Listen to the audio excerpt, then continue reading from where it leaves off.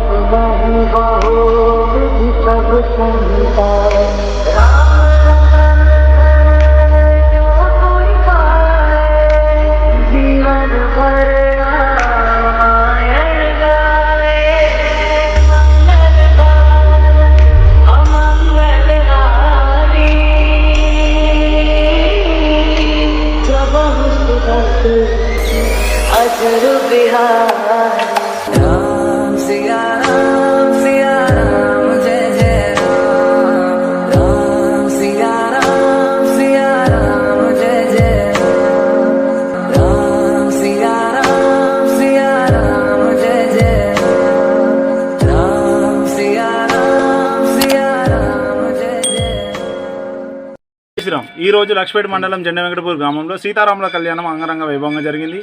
ఈ సీతారాముల కళ్యాణంలో కుల మత భేదాలు ఏమీ లేకుండా అందరం కలిసికట్టుగా గ్రామస్తులం అంగరంగ వైభవంగా సీతారాముల కళ్యాణం జరిగింది. ఈ కళ్యాణం జరుపుకోవడానికి కారణము గ్రామంలోని పశు పాడి ప్రజలందరూ బాగుండాలని కోరుకుంటూ సాములందరం కలిసి మరియు గ్రామ పెద్దలు, గ్రామ యువత, మహిళలు అందరం కలిసి ఈ సీతారాముల కళ్యాణాన్ని రంగరంగ వైభవంగా చేసుకోవడం జరిగింది. ఇది కూడా ప్రతి ఊళ్ళలో జరుపుకోవాలని మేము మనస్ఫూర్తిగా కోరుకుంటున్నాం. జై హనుమాన్ జై శ్రీరామ్.